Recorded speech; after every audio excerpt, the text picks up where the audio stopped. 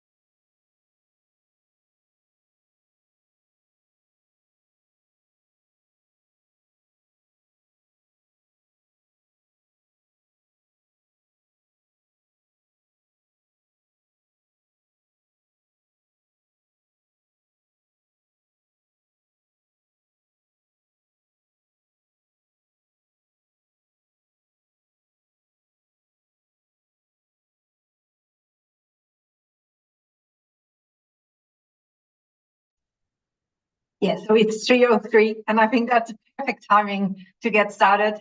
People are more than welcome to still join here in the meeting or online.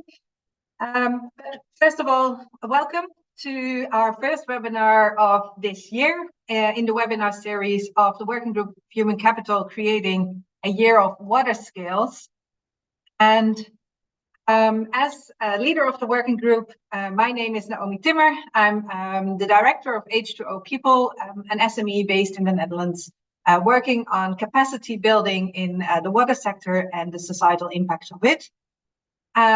We started the working group 5 years ago with different partners and members from Water Europe to also create a human-centric approach in the water sector, to find out more about capacity building, about human capital development, about the different skills, the educational system, but also how are we dealing with humanity in general within working in the water sector.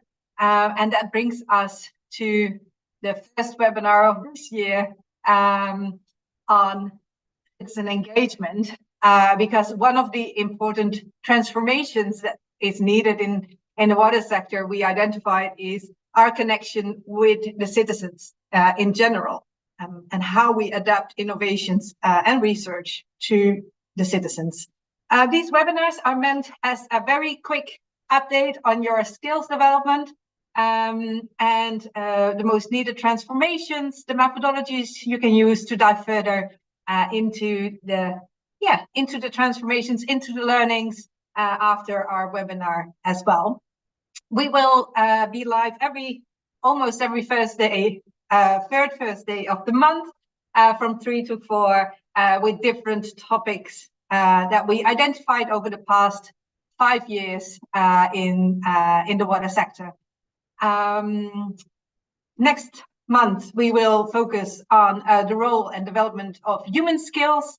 And after that, we will look into artificial intelligence in the water sector. So stay up to date with the communications of Water Europe and keep posted on all new other learnings. For those listening in, we have a chat. I will follow the chat for you. We have a long conversation time and engagement time, of course, as well, to identify your needs in this aspect of citizen engagement and citizen science at the end. So please do post your questions and comments, and we will try to connect with them in that session, which brings us to the agenda of today, the skill of citizen engagement in water. And first we will hear more about the Leeuwarden case. Uche will take us there. And after that, we will hear more from EXA on the general facts and methodologies around citizen science. And then we have plenty of time to dive into your needs. And with that very short introduction, Uche, is it okay? I give the floor to you. I will stop sharing and you can take over.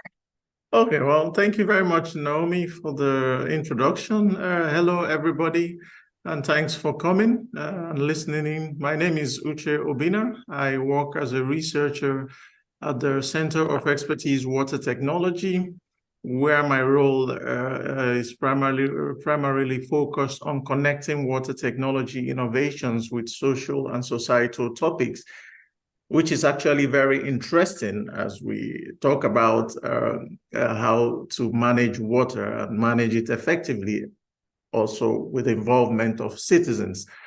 So I'm happy to be here to tell you about what we have learned within our organization with regards to citizen engagement in our city of Leeuwarden, and how that project has actually improved not just the engagement or awareness of citizens regarding what they could do to reduce drinking water usage, but at the same time, our skills and our knowledge on how to actually go forward and engage citizens more in other water-related projects.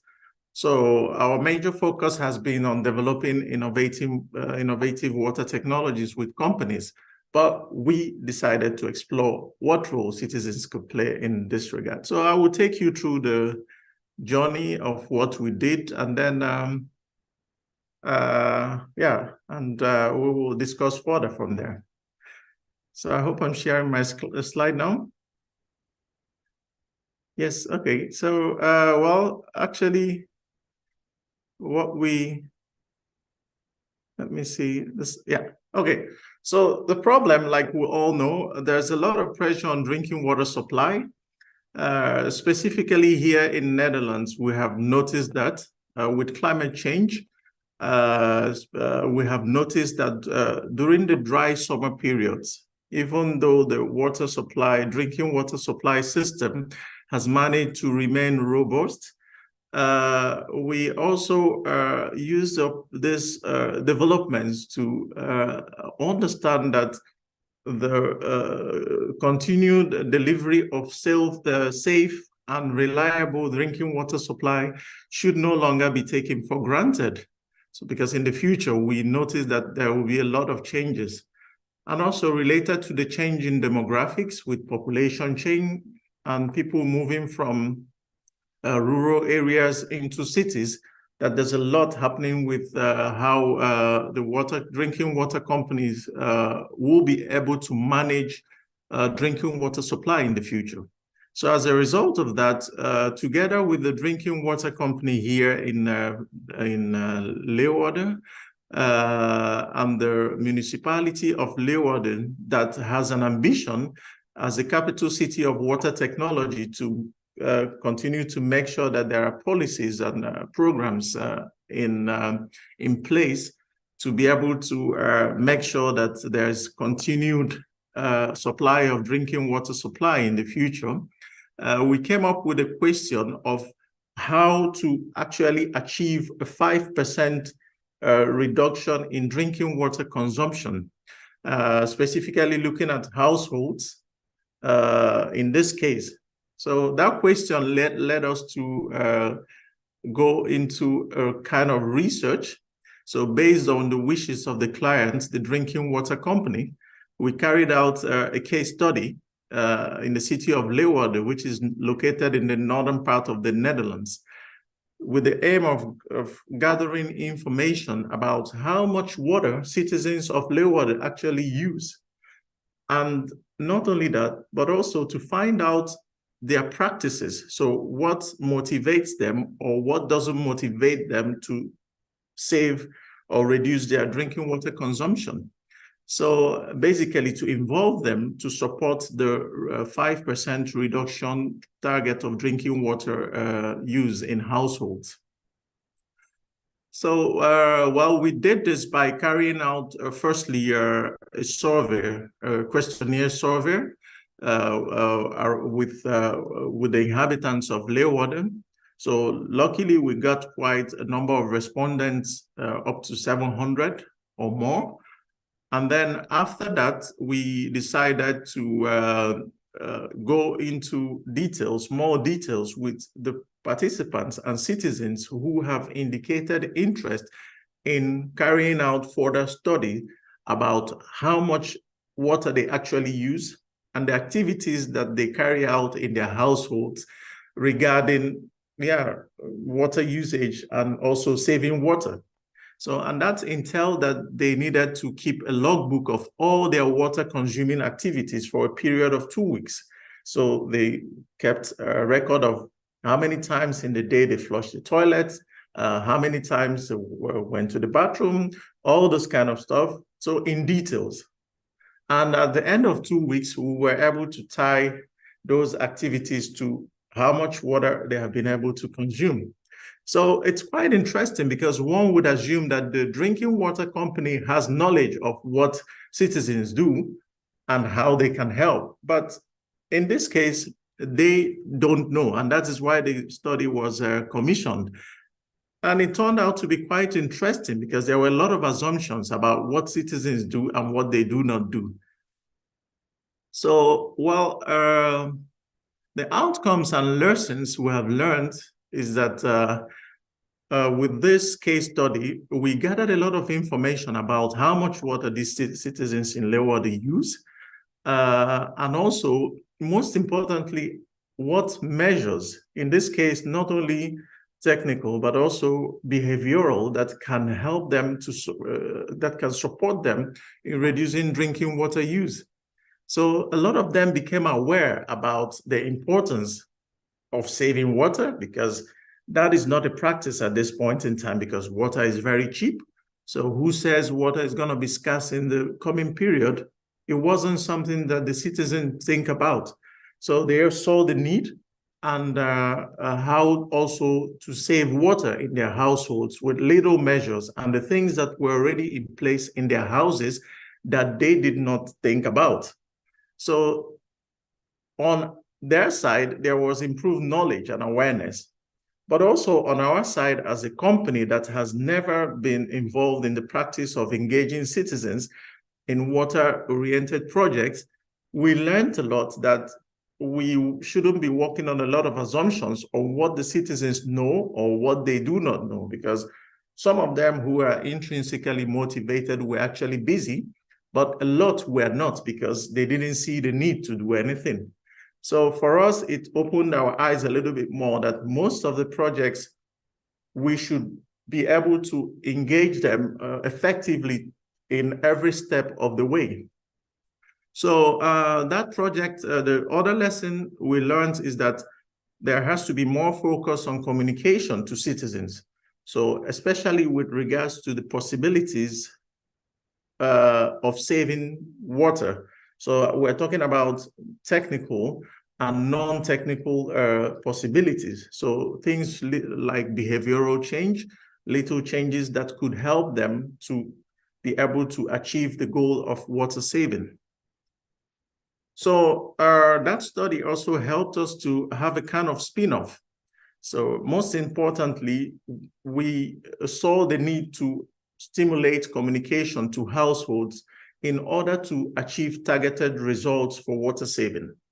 And before this research, we didn't know what to expect and where we could channel our efforts to, which stakeholder group from the society, and what they already had and what they were doing with what they had, and also information about what was existing or the things that exist that could help them to achieve little goals.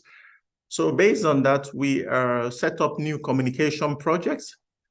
A kind of collaboration now came up between us and the universities to be able to target awareness campaigns for water reduction. That's communication tools and effective communication channels will be used, targeting specific stakeholder groups of the society. And at the same time, in terms of skills, students who are involved in creating these campaigns also became an avenue for them to also learn a little bit about water and how to communicate messages about water to citizens, and also opening their own eyes about the things we talk about: water, where to save water, how to save it, and most importantly, being aware of what climate change is doing with drinking water production and supply, and what every citizen could do to continue to improve the awareness campaigns for the water company and helping the municipality achieve their 5% drinking water reduction. So based on the time, I will leave it at that to give room for further discussion. Thank you very much. Okay. Well, that was a perfect 10 minutes, which we agreed upon. So well done. And one of the sentences I like a lot, and where we dive into later in the discussion, is we can engage citizens. Yes, well, yes. But we will talk about that can later on. Thank you. Yeah, I will start with my sharing. Yeah. Correct. Yeah. Leo, it's up to you for the next presentation and the next 10 minutes. Please do introduce yourself, because I believe people can do that much better themselves. So the floor is yours. Wonderful. Thank you so much. I'm Leo Menzel, and I work at the European Citizen Science Association. So an association that is focused on actually engaging citizens within scientific research. And also thank you, Uche, for this perfect example of what constitutes citizen science, or what it could look like. I will share my presentation. Okay, I hope it is visible. Okay. So yeah, I wanted to, first of all, maybe some of you are not aware of the concept of citizen science, or some of you are very very into the topic and already know that there is dispute as to what constitutes citizen science. So I want to start by explaining the term a little bit. And I use the description that we, as the European Citizen Science Association, have kind of come up with. Citizen science in general means the participation of the public in science and research. It is an open and inclusive approach with key characteristics, including citizens are actively involved in research, and there is a genuine science outcome, such as new scientific knowledge, conservation action, or policy change. And I think this is I hope at least that this is a definition that everybody working in the field can agree on. However, there is many characteristics that, when it comes to citizen science, and I'm happy to also share a link to the document stating some of these characteristics later on. I also wanted to discuss when maybe certain projects are not considered citizen science, which I added here, which are open science and school projects. Because there you can see that when it comes to open science, people might not be actively involved, but rather just have access to public information. And with schooling projects, they are not considered citizen science because there's no genuine scientific outcome, as most schooling projects have the goal to teach rather than to gain information. And with that, I want to talk about the benefits and challenges of citizen science.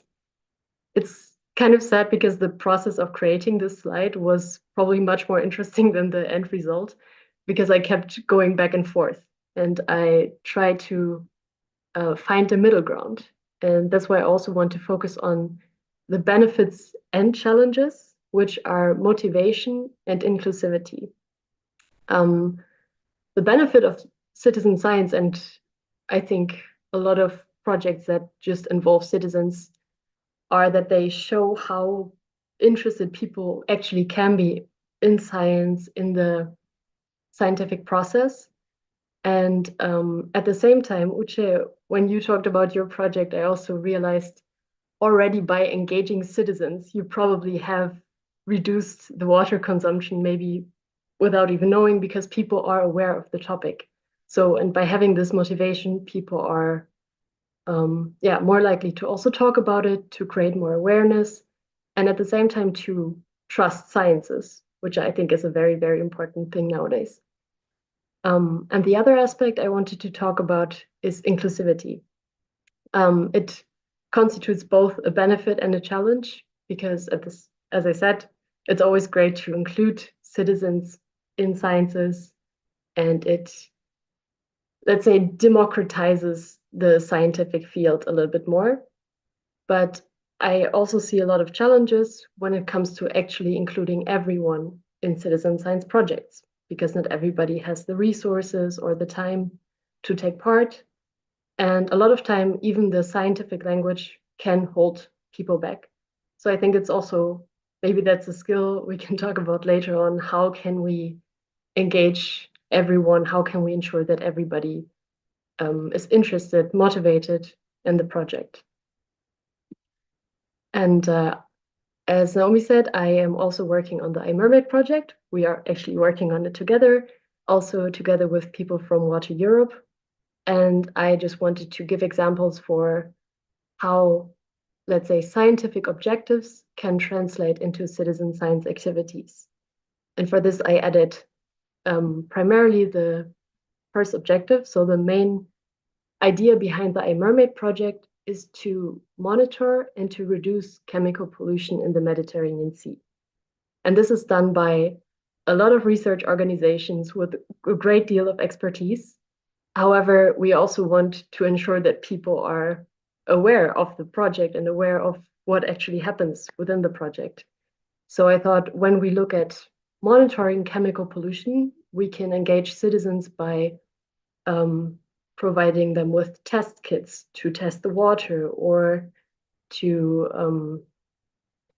I mean, it doesn't even have to be the water within the Mediterranean Sea, but also water near or groundwater near agricultural fields. There's so many options.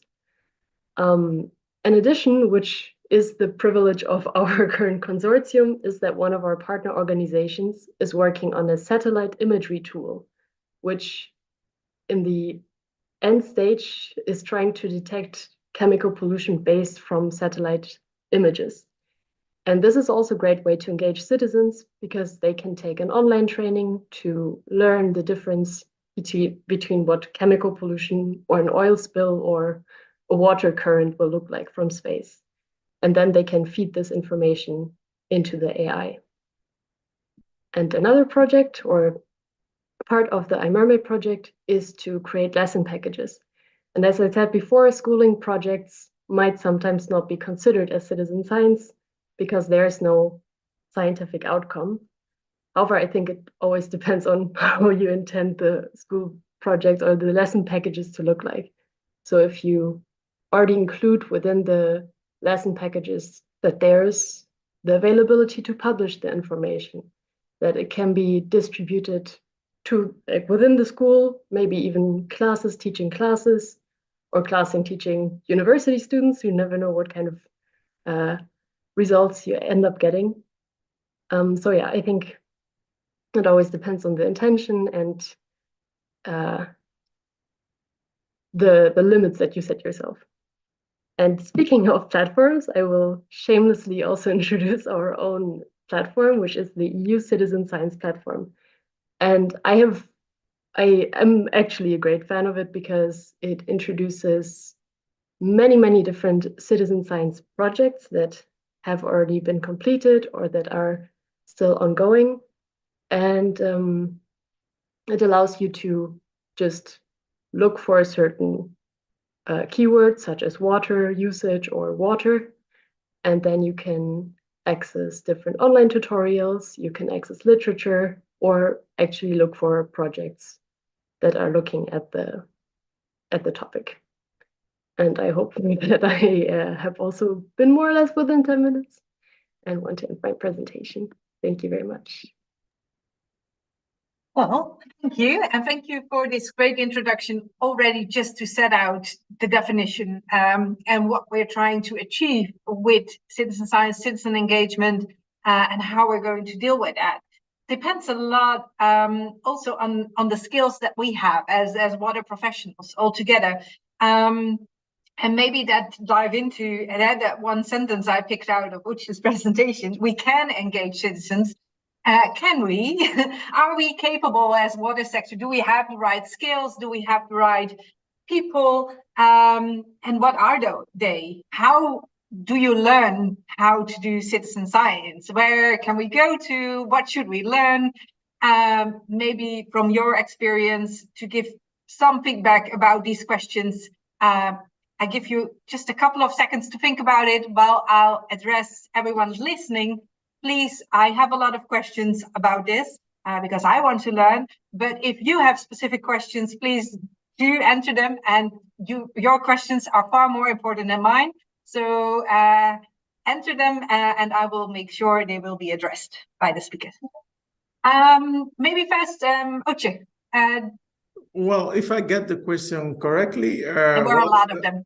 Yeah, so so it's an interesting question actually, but also a difficult one because, for instance, how would you shift the focus from a pure technology perspective into a domain where actually you don't have any expertise? So you can only do that by engaging. So who do you engage with? So there are people working in this area and things like that. But for us, strategically, what we did was actually to, from a strategic perspective, we decided to treat the topic of water technology as we saw water as an enabling technology. So removing the pure technology aspect of it. So what does it mean with engagement?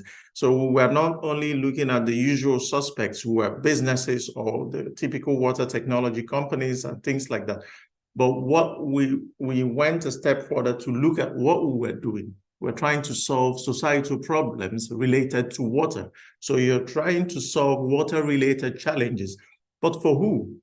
So at what point do you start involving citizens? Because some of those challenges imply that you will need to have them, maybe not at the table, but you need to, at one point in time, involve them to be able to achieve that. So from our own company perspective, well, they hired me. They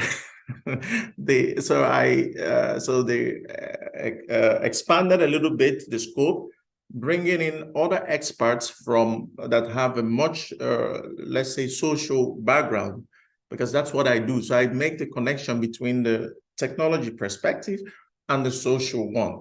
And then that implies that we need to look broader. So part of the work I do is to make sure that the broader societal stakeholders are involved in our projects and citizens will play a role. So to answer the question, strategically from a company perspective, is it something interesting? And how the second aspect is, how do you do it?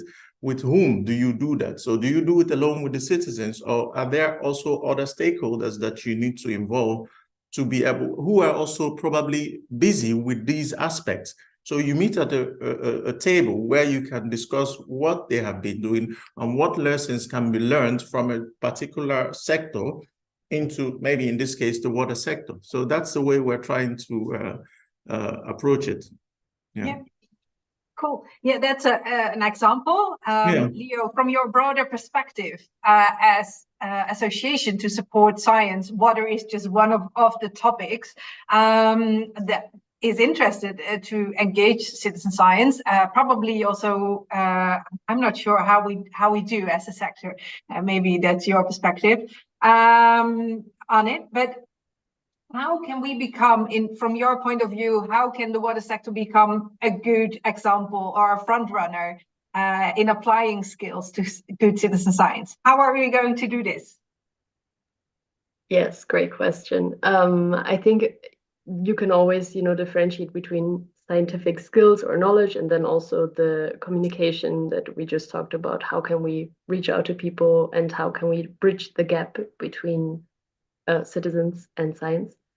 And I think it's really important to, engage them as early as possible. There are sometimes even individuals or NGOs at the local level who have realized that there is a project, that there's a problem, that there is an issue, and they go to the municipalities or they go to the responsible associations or organizations or companies, and then often are faced with backlash. So I think the first step is always to engage and to see what they're talking about. And a lot of citizen science projects are based in communities or neighborhoods looking at this issue and trying to figure out the patterns. So a lot of citizen science research doesn't come from this top-down approach, but rather bottom-up.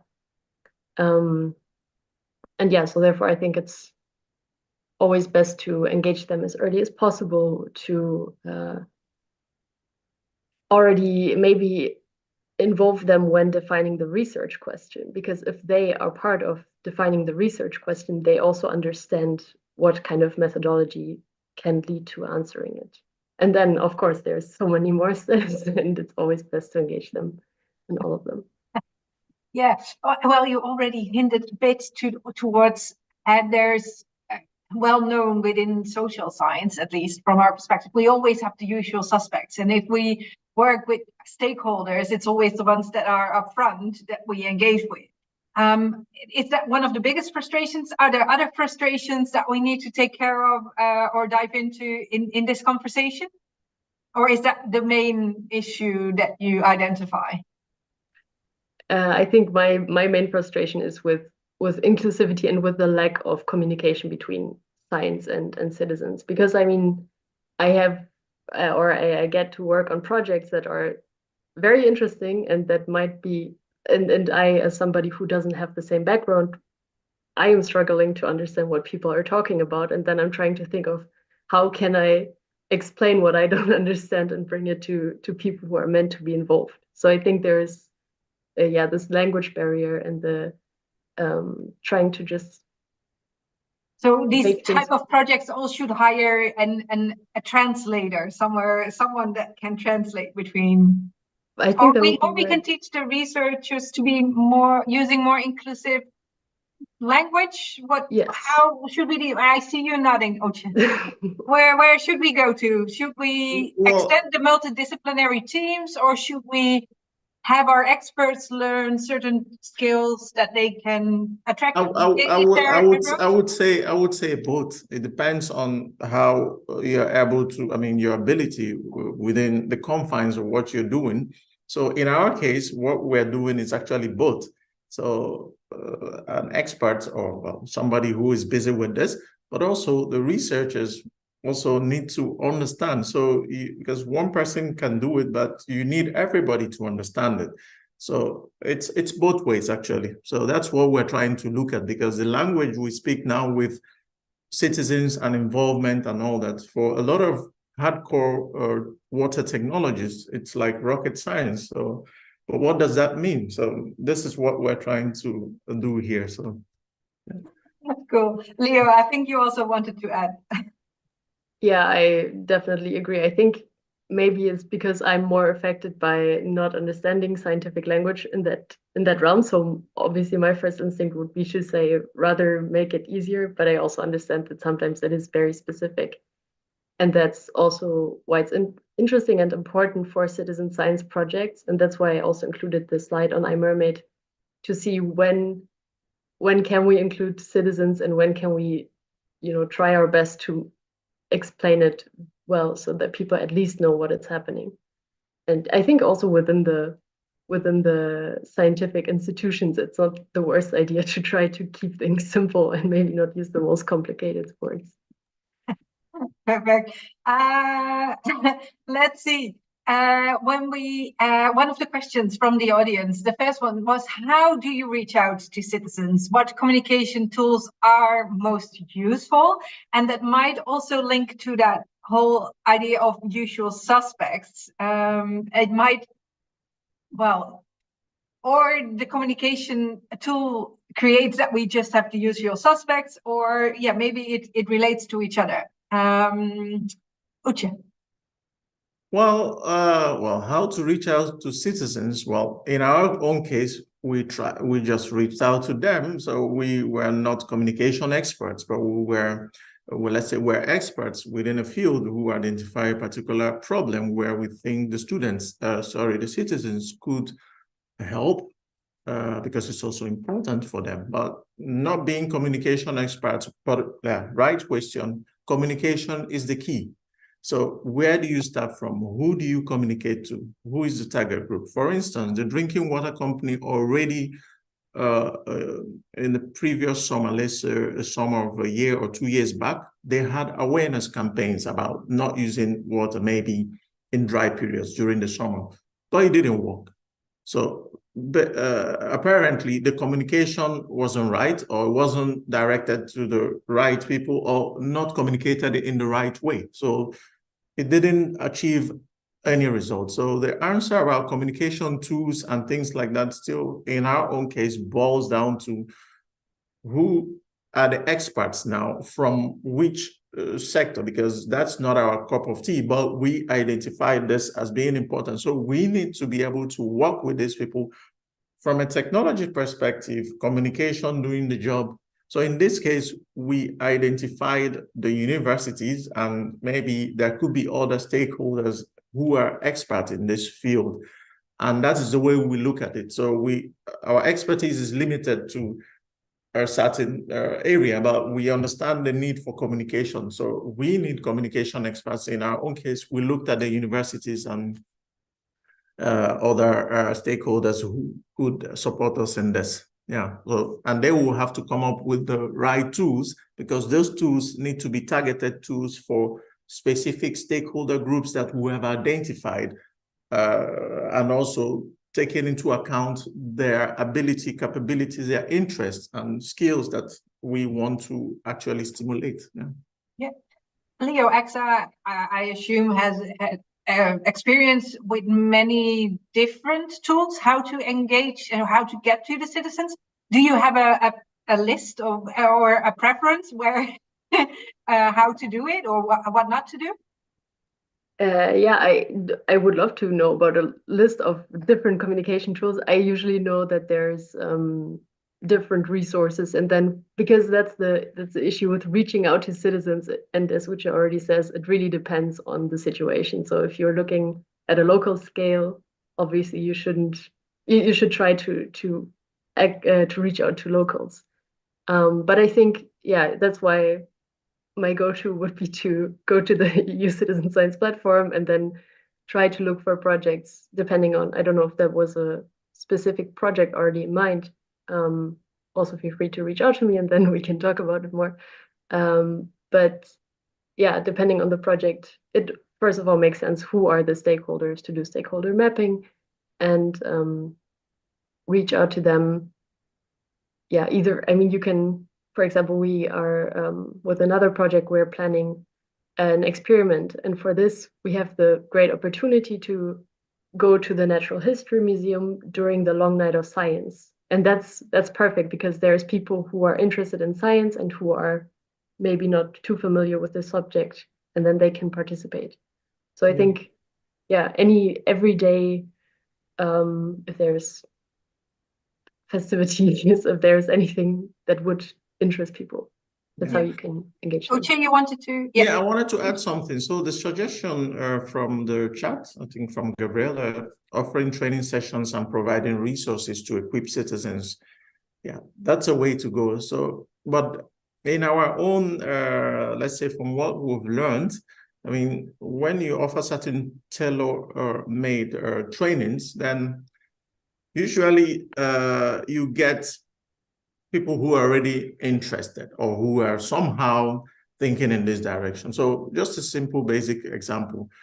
Our research, I would say to a large extent, we wouldn't be able to generalize the result, because the people who actually took active part in this were people who were already in one way or the other busy in this direction. So majority of the people who were going to make this research very interesting, we were not able to get them on the table because it didn't interest them.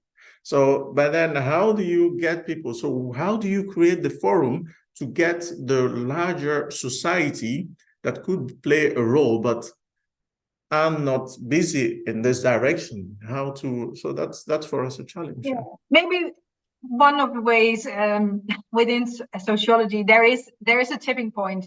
So it is okay to first start the movement with people that are wanted, because the larger that group becomes, then it starts to become more normal. You don't have to convince everyone to join.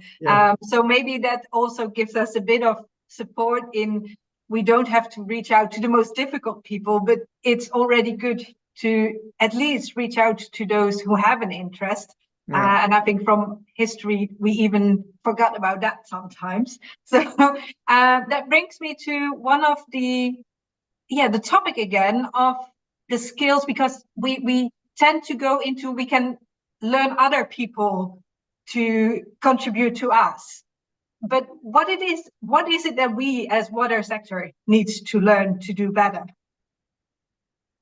Well, if I have to say something about that, we need to change our strategy, like I said. So it's about, well, is it within your mandate, actually? So if we're thinking in terms of the future, so it is not going to be business as usual. So what we did was to have a kind of futuristic perspective about the quadruple helix. So we have been dealing a lot with businesses, academia, and the government, but the citizens are missing.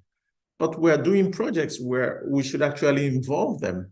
So why are we not doing that? So in most cases, we define the end users as maybe users of certain technologies, but they are not, you don't see them. So, and then some things disappear into the market and all that. So it is for us, this strategy, how to be able to do that, and not only in one project, but also other projects. So what do you learn from one project to add to the other? So that's exactly what we're doing. So this experience that I shared now with the project we did was actually the starting point, because it created a kind of mindset within the organization that we can do a lot with the citizens. So then, so we are planning new projects where the focus will be like academia, business, society, collaboration, much more. So I think it's also in line with what we plan for ourselves, where we want to go based on the water transition and how citizens can help to do this.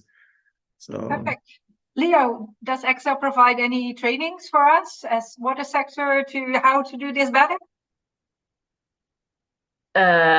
Yes, I mean, there's online trainings. I think there will be webinar series coming soon. And I think that's how we usually work within EU-funded projects. So for each separate project, you then get information on it. And then that's why I also suggest for people to, before conducting citizen science projects, first look for similar ones, because that's usually the best way to find which stakeholders can you engage and how. And so there's, but I'm also happy to maybe offer one another time. Yeah, well, we could integrate it more into the introduction. If you start working in a water organization, this is your learning package, and this is what we believe is a good skill in whatever position you are. But that also brings us to the multidisciplinarity of the water sector, of those experts wanting to do citizen science projects. Do we have them enough within our community? And if yes, then no problem. If not, how are we going to attract them? Butcher?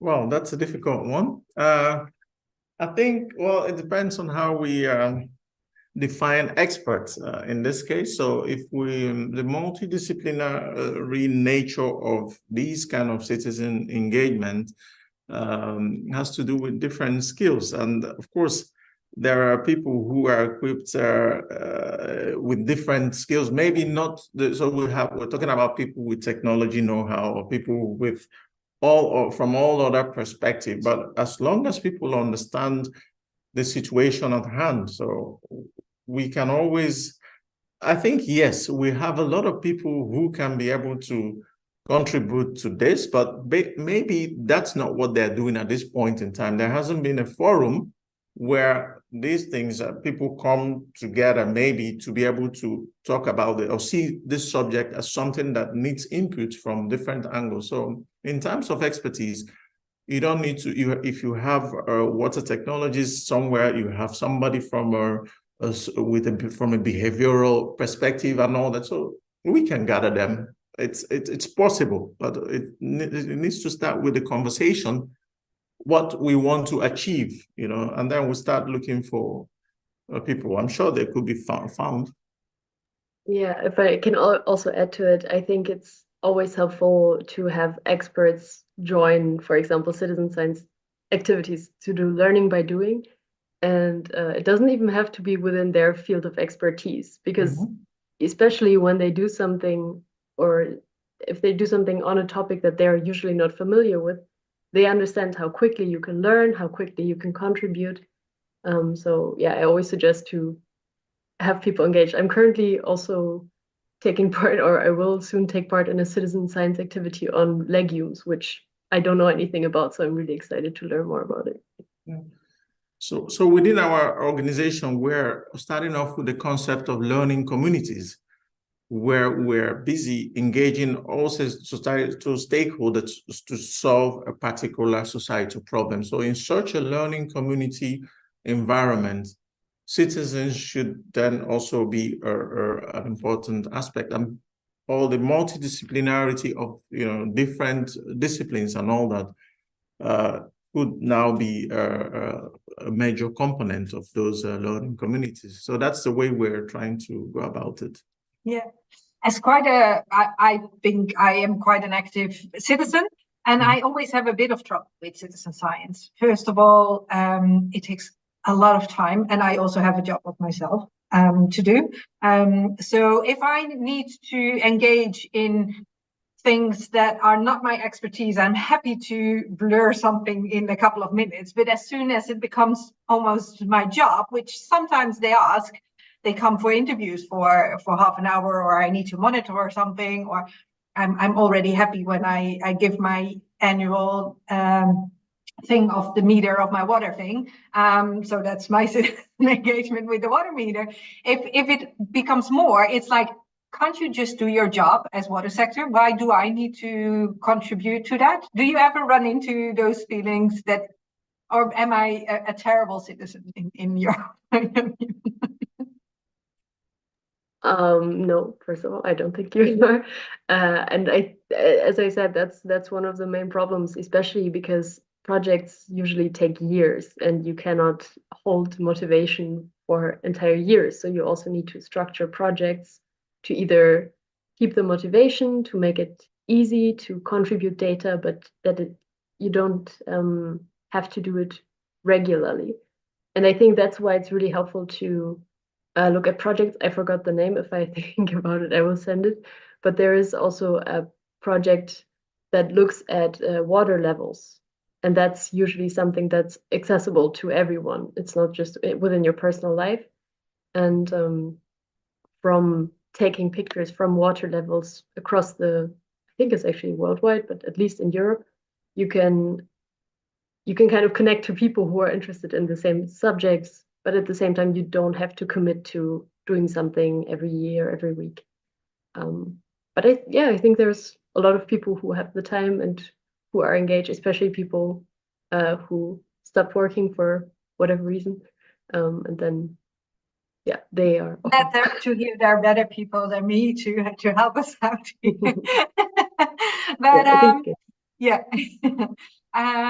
One of the things you mentioned got me to one of the questions of the audience as well. The question is it also, how do you also extend the work to Africa and collaborate with local NGOs?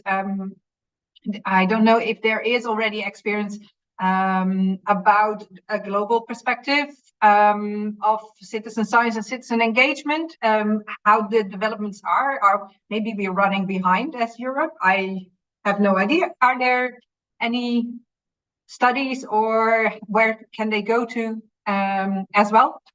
Uche?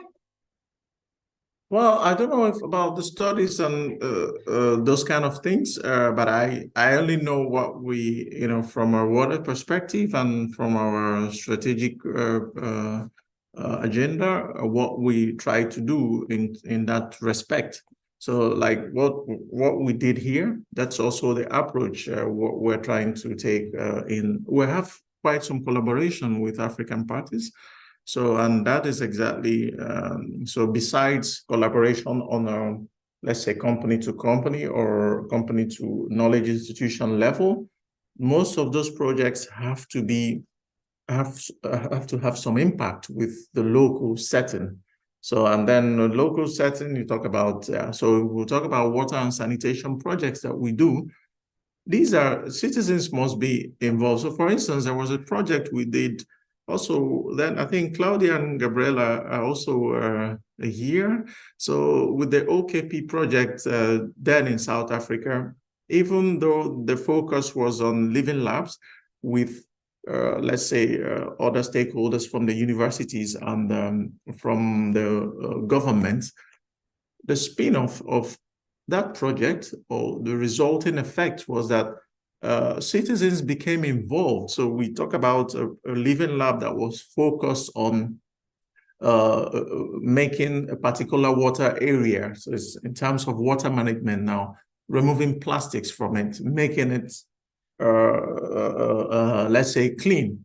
So citizens understood the importance that this is a problem that has to deal with them, and they now became part of it, so a part of the solution. So we understood from that project that there were citizens initiatives or people now forming associations trying to organize the cleanup of, let's say, waste materials, plastics on a kind of river area. So it is based on a project that was not bottom up, that was top down, but at the same time, had a local effect where citizens could identify the importance of what's being done for them, and they now took part in it. So we look at our projects from that perspective, matching top down with bottom up and finding out what the local population could do, whether it's in terms of water management globally or let's say to drinking water usage or Western sanitation. So that's the way we try to stimulate what we're doing in Africa. And there's such projects that we're thinking about with local stakeholders at this point in time as well. So there are ongoing discussions to make sure that we have the entire chain involved in new project ideas related to water and sanitation in African countries.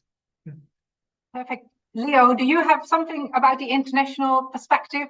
And for the listeners, we are entering to the last 5 minutes of this webinar. So if you have pressing questions before we go to closure, please do enter them in the chat right now, so we can take them still into consideration. Leo. Yes, so EXA has a network of members. So also if anybody's interested in joining it, there's people from, or 200 individuals / organizations that are actually distributed across the globe. And that helps in talking about the best practice examples also within or it's great to just exchange it, because a lot of times local projects are similar no matter where they are, but also it helps if you know somebody from the same geographic region. This morning, for example, I was part of a working group where I got to hear about a legume project in Serbia, but there's also one of our project partners from a different project, which is situated in Ecuador. So I think, yeah, there is a global network, and again, I keep referring to the Citizen Science platform because it actually helps. So. Yeah, well, I think it's a great learning tool. And that brings us a bit to the closure, because we've heard great examples and great learning opportunities to dive further into this topic. But we're the working group Human Capital as well. So it's also about our own learning goals. I'm really a fan of personal development as well. So what are your learning goals still in this whole perspective of citizen science, citizen engagement? Uche? Well, I think For us, most importantly, we saw that we needed, when you talk about inclusivity, as Leo mentioned, it's not that easy for the citizens. So there's a kind of mistrust at this point in time. So you're getting into something that is new. So this kind of engagement, when you talk to people about certain things that want to happen or could happen, so it's a little bit from, okay, is this just a nice scientific research, or is it something that has some benefits for us? So are we going to trust this? What is this? Where is this leading to? So why are you contacting us? So it's something that still has to grow. So the mindset is that, okay, well, there's a new paradigm, so something has to change. So citizens also need to be prepared for that.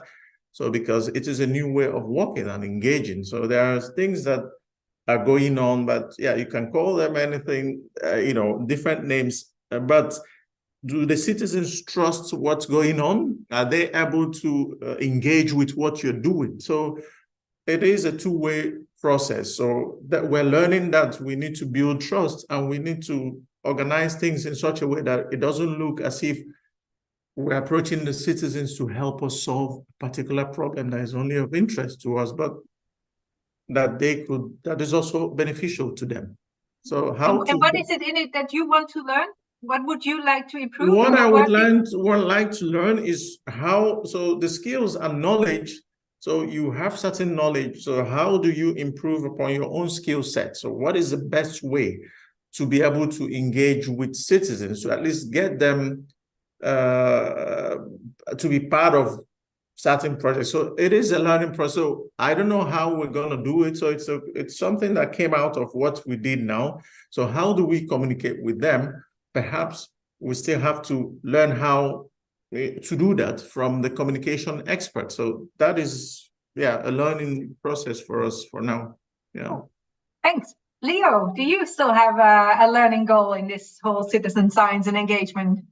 Yes, and perfect. I think, Uche, we should stay in touch, because my learning goal was how can we involve scientists within the citizen science? Because of course, it is great to look at very specific topics, but I think it's even better to share it with as many people as possible. So yeah. So that's also an interesting point. We're going to work beyond our own boundaries, because we need to collaborate. So there's expertise from the other pure social side, but also from the technology side, because we'll talk about technology development or changes that are related to technology, but also non-technical and behavioral related things, and where communication and a lot of factors come into play. And we need to meet at a crossroads somewhere to be able to communicate effectively to the citizens and take them along in whatever changes we're planning for the future. Perfect. Well, thank you so much for this interesting conversation after your presentations as well. Please do also check out the presentations again, because there's a lot of knowledge in it already and a lot of opportunities to dive further into the topic. What I learned so far is to be at least open-minded and to find a road somewhere about the complexities that we have to deal with the different interests that we have to deal with. And that everything is based on context and local situations and specific stakeholders. So to identify and think of everything that we need to do beforehand, and not only by ourselves, but in conversation prior to engage them already in the planning. So thank you so much. Next month, we will talk about the human skills. So maybe about dealing with complexity might come up. I don't know, might be a good topic as well. And if you have other interests, questions to our panelists or anything, please reach out to us. And we're happy to connect in this learning community as well. Thank you so much. Thank you very much for organizing. Yes, thank you. Thanks everybody for listening. Moderation. Bye-bye, till next time.